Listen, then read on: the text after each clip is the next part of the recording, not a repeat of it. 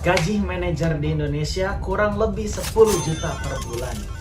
Di Australia, gaji minimum sebagai casual employee $30 sebulan. Oh ya?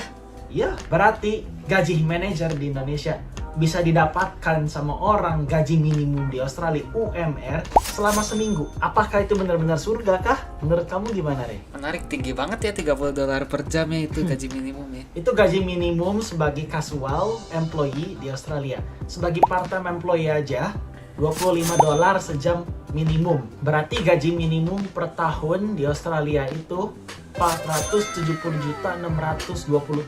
Wow, sangat besar. Seperti apa yang besar? Dalam gaji $24 per jam. Apakah itu surga? Surga sih. Tapi apakah benar gaji sebesar itu biaya hidupnya juga kayak surga? Sampai mau rental dan lain-lain aja mikirnya 2 kali.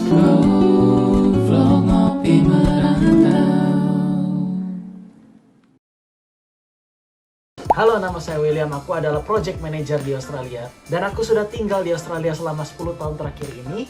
Dan kerja sebagai project manager kurang lebih 3 tahun di Australia. Perantau kedua. Halo, aku Riman Harrison. Aku seorang AI engineer di Singapura. Aku juga ada hidup di Singapura selama 10 tahun ya. Di video sebelumnya kita udah bahas tentang pendapatan orang di Singapura.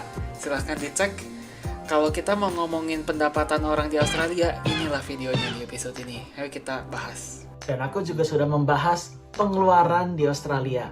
Di video ini bisa dicek juga di atas. Oke, kita mulai dari beberapa tipe industri ya. Gaji fresh grad industri kira-kira rata-ratanya berapa? Jadi di Australia itu dibagi menjadi 3. Ada satu skill kantor yang mengutilasikan STEM skill seperti matematika, seperti komputer, seperti ya gitulah. Skill yang butuh emang kuliah yang panjang. Terus ada 2 namanya TAFE. TAFE itu tuh lebih ke trade work. Trade work itu seperti carpenter, tukang kayu, terus kayak machine operator, terus kayak electrician, terus plumber, itu TAFE. Terus ketiga lebih di general labor seperti ya general labor lah, di cafe, hospitality, di hotel dan lain-lain. Jadi occupation aku sebagai project manager meskipun di construction itu termasuk STEM skills. Kenapa termasuk STEM skills? Soalnya itu butuh pendidikan minimum sertifikat 4. Sertifikat 4 maksudnya apa tuh? So, sertifikat 4 is a nationally recognized qualification within the Australian Qualification Framework, which is AQF, offering in-depth hands-on training in a specific field. Berarti seperti spesialisasi bidang tertentu. It's positioned between a certificate 3 and a diploma, providing advanced skills and knowledge for skilled work. Skilled work itu work yang menggunakan skill. Or further study. Sertifikat 4 itu bukan diploma ya. Cuman itu tuh recognize sesuatu yang direcognize dengan Australian Qualification Framework lah, AQF. Jadi satu skill yang lumayan spesialisasi. Jadi untuk pelajaran yang STEM skill seperti matematika, fisika, terus engineering, bla bla bla, seperti gitulah. Kurang lebih gaji yearly average-nya untuk sebuah graduate fresh grad nih yang baru lulus kuliah rata-rata di angka 60 sama 70 ribu per tahun. Per bulannya berapa tuh? 5.000. Jadi sistem gaji di Australia itu kita ngitungnya based on annual salary.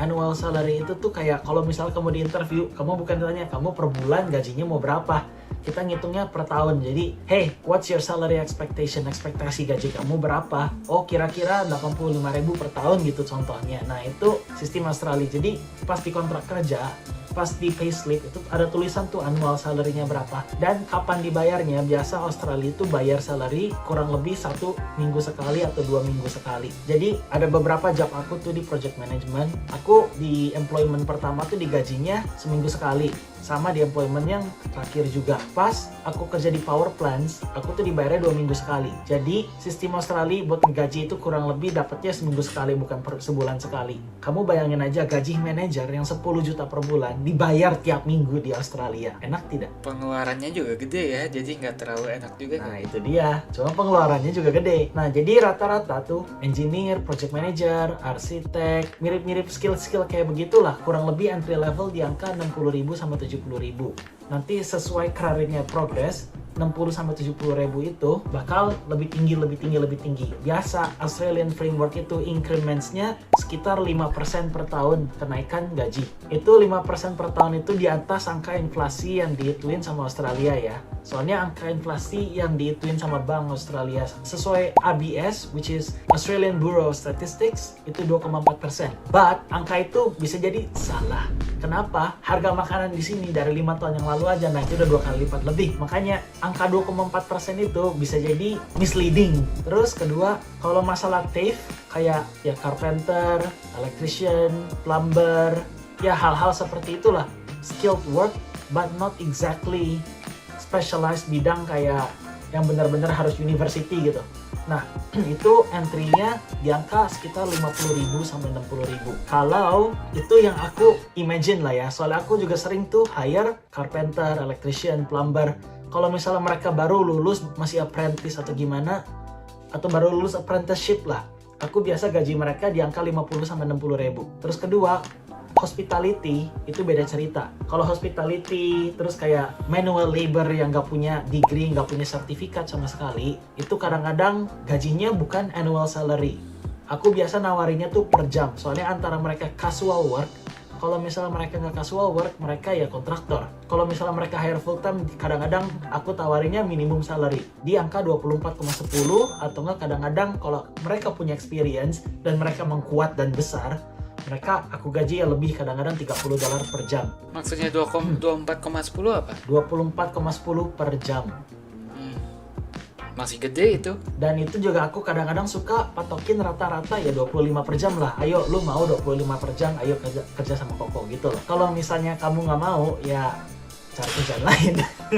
Soalnya nyari-nyari kerjaan labor gitu juga lumayan banyak di sana, dan kadang-kadang gimana ya? Kadang-kadang bos Koko tuh suka ngeremehin lah.